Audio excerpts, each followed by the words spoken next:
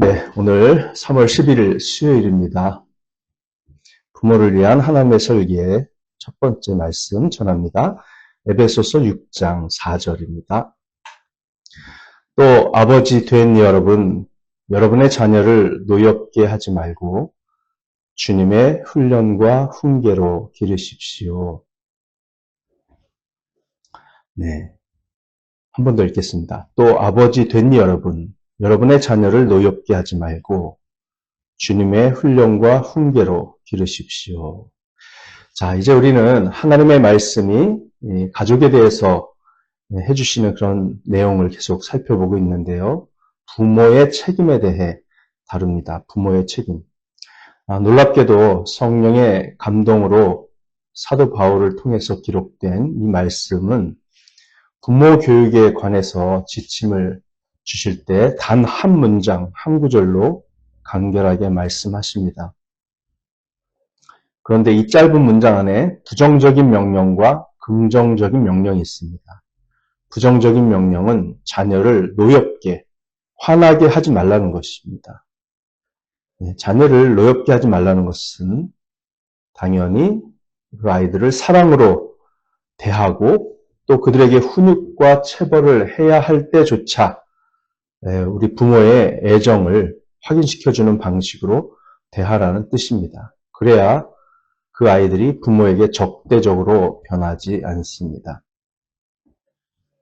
긍정적인 명령은 주님의 훈련과 훈계로 그들을 양육하라는 것입니다. 그냥 말로만 하는 훈련이 아닙니다. 말로만 하는 잔소리가 아니고요. 구체적인 훈련입니다. 상과 벌이 있어야 되고요. 체벌이 반드시 들어가야 되고 또 복음을 전해야 됩니다. 자녀에게 복음을 전할 수 없다면 자녀를 미워하는 것입니다. 지옥 가라는 것이죠. 누가 내 아이한테 복음 좀 전해줬으면 좋겠다 하고 기도하는 부모가 있습니다. 누가 합니까? 내가 해야죠. 남한테 맡기는 부모는 자녀를 사랑하지 않는 것입니다. 자녀에게 복음을 전할 수 없는 사람은 신앙훈련을 ABC부터 처음부터 다시 시작해야 됩니다. 그런 간절함이 없고 그런 실력이 갖춰져 있지 않으면 다른 무엇보다도 다 열리를 제쳐놓고 자녀에게 이 세상 그 누구보다도 그 자녀를 가장 잘 아는 부모인 내가 복음을 전해야 복음을 전할 수 있는 그런 준비를 할 수 있도록 기도하고 그런 시간에 최우선순위를 두어야 됩니다. 돈 버는 게 중요한 게 아니죠. 내가 눈 감기 전에 자식에게 복음을 전하고 자식이 복음에 굳게 서 있는 것을 보고 눈을 감을 수 있어야 되지요. 자, 이 말씀을 통해서 볼 때 자녀 양육이란 무엇입니까? 사실 간단해 보입니다. 자녀가 나에게 화내지 않도록 사랑하고 하나님을 알게 하여 그가 자라도록 기르는 것입니다. 자녀 양육에 관한 부모의 임무가 매우 명확히 정의되어 있기 때문에 딱 한 구절입니다. 자녀를 노하게 하지 말라라는 가르침은 반드시 이해해야 하고요. 앞으로 며칠 동안 이 말씀을 살펴볼 것입니다. 또한 주님의 훈계와 교훈으로 양육하라는 가르침 역시 반드시 이해해야 하고 여기에는 우리가 함께 파악해 나가야 될 몇 가지 구성 요소들이 있는데요. 이것도 시간이 좀 걸릴 것 같습니다. 이 모든 부모의 책임이 한 문장으로 되어 있다는 것이 얼마나 놀라운지 모르겠습니다. 지침은 단순해 보이지만 오늘 부모들은 자녀 양육에 대해 꽤 두려워하는 듯 보입니다. 만약 사람들에게 자녀를 갖는 것에 대해서 어떻게 생각하느냐고 설문조사를 한다면 많은 사람들이 자녀를 가지는데 주저할 것입니다. 사람들이 점점 아이를 안 낳지요. 그 이유가 뭐냐고 물어보면 사람들은 대부분 그렇게 대답을 해요. 비용이 많이 들기 때문이라고요. 하나님도 그렇게 생각하실까요? 아닙니다. 사람들은 비용이 많이 들어서 아이를 키우는 게 부담스럽다라고 얘기하지만 번지수를 잘못 찾은 것이죠. 그들은 이렇게 말합니다. 더 큰 집이 필요하고 더 큰 차를 사야 하고 더 많은 옷을 준비해야 되고 더 많은 음식이 필요하고 그 아이들의 모든 의료비, 대학 등록금까지 다 부담해야 된다라고 생각을 하니까 한 아이당 몇 억 이런 식으로 얘기를 하더라고요. 그뿐만 아니라 아이들을 키울 때 시간이 너무 많이 소요되기 때문에 자녀를 많이 갖는 것은 어렵다. 이런 이야기들을 합니다. 물론 아이들은 우리들에게 많은 것을 요구합니다. 저희가 교회에서 보듯이 유아기에 있는 아이들에게도 많은 그 도움을 필요하고 시간을 할애해야 되지만요. 그것뿐만이 아니죠. 자녀 양육이 어려운 이유는 아이들의 활동에 집중해야 하기 때문이라고 사람들은 말합니다. 특별히 일본에서 청소년 자녀를 키운다는 것은 끊임없이 그들의 부활동에 참여해야 한다는 것을 의미하잖아요. 끝없는 동행과 차량 운행 서비스처럼 시간과 에너지를 쏟아부어야 한다는 것이죠. 아이가 많을수록 상황은 더욱 복잡해집니다. 제가 일본 교회에 있었을 때 아들만 셋 둔 가정의 부모님을 봤어요. 이미 아이들이 성인이 됐습니다. 근데 중학교, 고등학교 때 그 야구 부활동 하던 게 이제 사회 야구 클럽으로 발전돼가지고 그거 게임 할 때마다 거길 가는 거예요, 부모가. 응원하러. 그래서, 이거 참 장난이 아니구나, 이런 생각 좀 해봤습니다. 물론 이제 이렇게 돈이 많이 들고, 시간이 들고, 이런 것들이 표면적인, 자녀 양육의 어려운 요소인 것만은 사실입니다. 하지만 자녀 양육이 진짜 힘든 이유는 우리 그리스도인들이 잘 알고 있듯이 두 가지 요소로 요약될 수 있습니다. 우리가 자녀를 사랑하는 방식이 그들로 하여금 우리에게 화내지 않고 오히려 부모에게 사랑을 돌려주게 하려면 또 주님의 훈계와 교훈으로 그들을 양육하려면 우리들은 다음에 두 가지를 이해해야 한다고 생각합니다. 자녀 양육을 어렵게 하는 그 요소는요, 외부적 요소와 내부적 요소로 나눌 수 있어요. 외부적 요소는 우리 주변의 사회와 문화가 주는 압박을 뜻합니다. 내부적 요소는 아이 안에 내재된 죄악된 본성의 압박입니다. 이 두 가지 요소가 사실은 자녀 양육을, 성경적인 자녀 양육을 어렵게 만드는 요소입니다. 이 두 가지 요소를 그냥 빼면요, 그냥 물 흘러가듯이 살아갈 수도 있다고 생각해요. 사회와 문화가 요구하는 대로 그냥 적당히 걔네들한테 해달라는 대로 다 해주면 됩니다. 그런데 돌아오는 것은 뭐죠? 엄마가, 아빠가 나한테 해준 게 뭐 있냐고. 애들은 그럽니다. 왜냐하면 절제를 배운 적이 없기 때문에. 해달라는 대로 다 해줬고 주님의 말씀의 기준을 가르쳐 준 적이 없고 체벌을 한 적이 없기 때문에 뭘 해줬냐고 따집니다. 그리고 아이들의 그 죄악된 본성은 이기적이죠. 이기적이기 때문에 반드시 성경적으로 해야 될 이 자녀 양육의 방식, 주님의 훈련과 훈계로 양육하는 체벌이 포함된 정말 거룩한 가장 절대적인 도덕적인 기준인 성경 말씀, 하나님 말씀을 가르치지 않은 채 자녀 양육을 하면 그냥 내버려 두면 애들은 저절로 괴물이 됩니다. 걔네들 마음속에는 이미 타락의 본성이 씨앗처럼 심겨져 있기 때문에 내가 크게 아이들한테 나쁜 모범을 보인 것도 없어요, 부모로서. 애들은 스스로 망가집니다. 그 사실을 잊어버린 채 자녀 양육을 하는 것은 우리 자녀 양육을 더욱더 힘들게 하는 것이 될 것입니다. 자, 첫째로 자녀 양육이 어려운 이유는 우리 주변 사회의 무거운 압박과 아이들 내면의 본성에서 오는 그 더 무거운 압박 때문인데, 자, 이 그 문화를 한번 생각해 볼게요. 외부적인 요소. 자, 이제 삶은 더 이상 단순하지가 않습니다. 뭐 우리나라 같은 경우는 너무 이 산업화, 이거를 고도로 압축된 짧은 시간 안에 경험을 했기 때문에 예, 너무 선명하게 이해할 수 있을 것 같아요. 6.25 전쟁이 끝나고 나서 예, 그 농경사회, 또 산업화 과정, 도시화, 핵가족화, 뭐 이런 것들을 다 저희들이 겪었지 않습니까? 예전에는 가족이 외부 세계의 영향을 거의 받지 않던 단단히 결속된 유일한 단위였던 시절이 있었습니다. 농촌에서 자라면서 평생 그곳에서 살던 시절도 있었죠.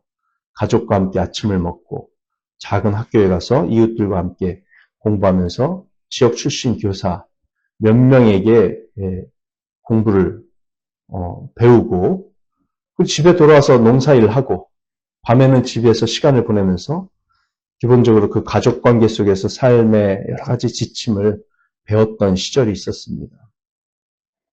도시 지역에 사는 가족들조차 가족 내에서 여전히 지배적인 그런 영향력을 어른들이 행사할 수 있었습니다. 부모, 교회, 학교는 자녀들의 교육과 삶의 훈련을 위해 기본적으로 아이의 그 성장 발전 과정에 맞춘 지식을 제한적으로 통제하면서 제공할 수 있었어요. 예.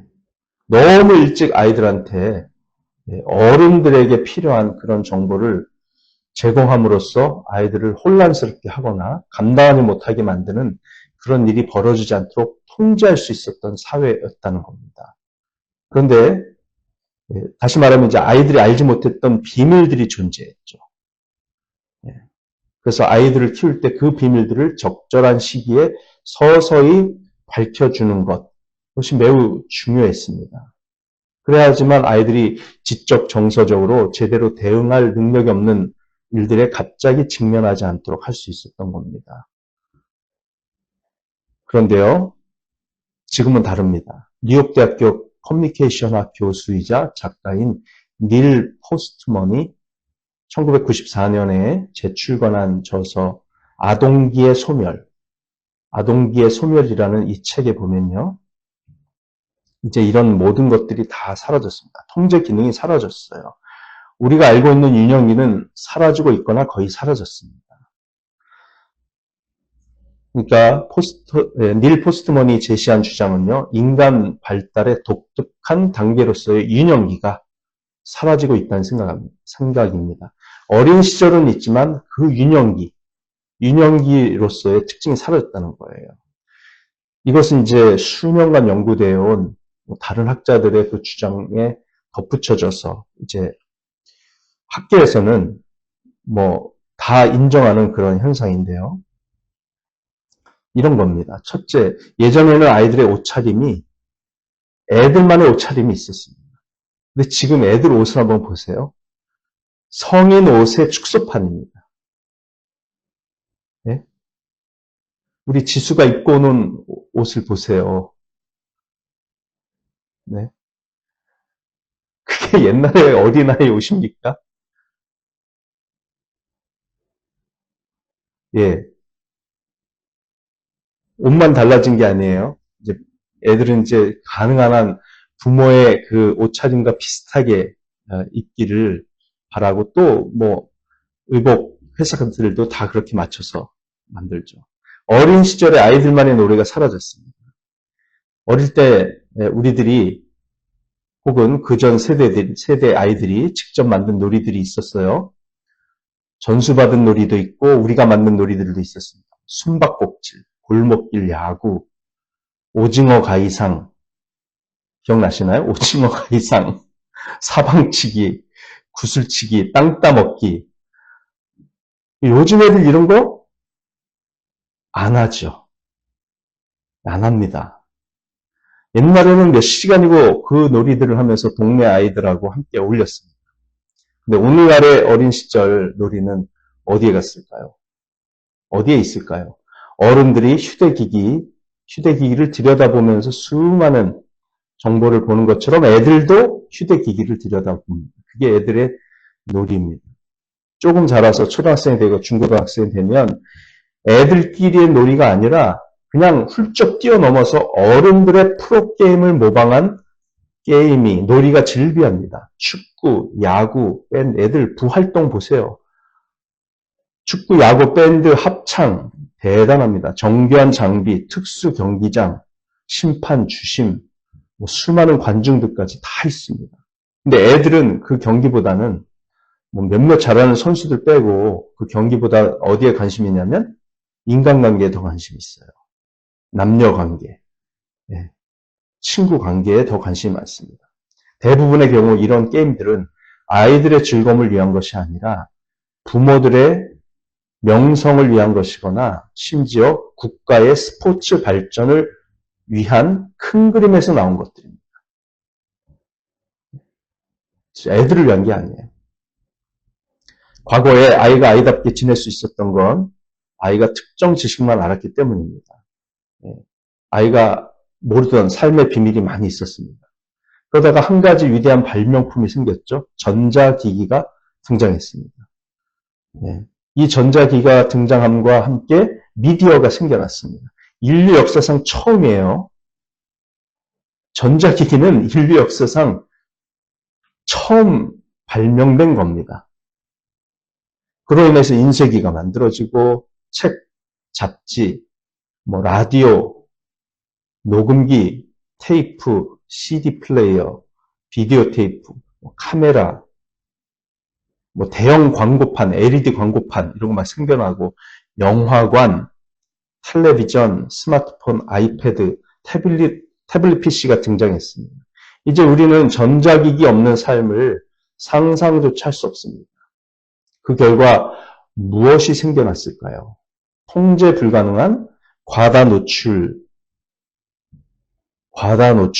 아이들한테 주어지고요. 너무나 과다 노출된 아동 집단이 생겨난 겁니다. 어떤 계획이나 순서도 없이 모든 것이 과도하게 노출되었어요. 갑자기 아이들은 더 이상 부모나 교사가 알려주는 것만 알 수 있는 게 아니라 어떤 것들은 부모들보다 더 많이 알고 있어요. 텔레비전, 컴퓨터, 태블릿, PC, 스마트폰을 통해서 언제든 어떤 수준의 정보든 폭격처럼 쏟아지는 모든 것에 노출됩니다. 인터넷은 이제 접근 가능한 모든 사람들에게 세상의 최고의 정보도 제공하지만 최악의 정보도 그것도 개인화하여 제공합니다. 요즘은 AI 때문에 다 알고리즘에 의해서 애가 뭘 하나 딱 봤다. 그럼 원하지 않는데 그걸 계속 띄워주잖아요. 그래서 교육의 전체 순서, 교육의 계층 구조도 많이 무너졌어요. 왜요? 온라인 동영상 살포 때문에. 이제 아이들은 인터넷과 스마트폰만 있으면 밤새도록 차별과 제한 없이 모든 정보에 접근할 수 있습니다. 애들이 밤늦게까지 잠을 안 잤던 것은 옛날에 입시 경쟁에서 공부하느라 그랬었는데 요즘에는 공부가 아니라 인터넷 때문에 밤을 새죠. 인터넷이 가능하니까 밤을 새서 게임을 하고 대화를 하고 밤을 새서 인터넷을 서핑한다든지 이렇게 하는 겁니다. 결국은 너무 과도하게 노출되고 감당할 수 없는 거대한 유혹으로 애들이 내몰립니다. 잘못된 사상, 잘못된 지식, 잘못된 욕망, 잘못된 말과 행동과 태도로 가득한 이 타락한 세상의 맹공격 아래서 아이들은 부모와 사회에 심각한 문제가 될 수 있고 이미 되고 있습니다. 자제력과 절제력을 갖추지 못하는 쪽으로 점점 더 나아가고 있고요. 수치심은 점점 약해지고 자제력은 점점 사라집니다. 닐 포스터먼이 이렇게 얘기했어요. 이전에는 숨겨져 있던 성인 정보라는 열매에 접근하게 됨으로써 아이들은 어린 시절에 낙원에서 추방당한다. 문화를 보면요. 수십 년 전만 해도 전체 범죄에서 14세 이하 아이들의 범죄가 차지하는 비율이 0.0004%밖에 안 됐었다고 합니다. 지금은 수만 배가 돼가지고요. 네. 만 10세에서 13세 사이의 청소년들이 성인 범죄에 연루되는 사례가 계속 증가하고 있습니다. 미디어에서 계속 그런 범죄를 보니까요. 그래서 특별히 10대 출산이 엄청 많이 늘었는데요. 잘 이게 방영이 안 돼서 그렇지 10대 아이들이 출산한 그 아기들 우리나라는 특별히 많습니다. 특별히 많아서 뭐 가끔 나오지 않습니까? 베이비박스나 뭐 이런 것들. 매년 뭐 미국, 유럽, 뭐 우리나라, 일본 다 포함해가지고 이런 선진국들에서 청소년 아이들이 출산하는 그런 아기들이 수백만 명이 태어납니다. 매년 수백만 명. 매년이요. 매년. 수백만 명. 다 어디로 갑니까? 입양되거나 위탁가정에 맡기거나 아니면 고아원에 가야 되는데 그 속도를 따라잡지 못합니다.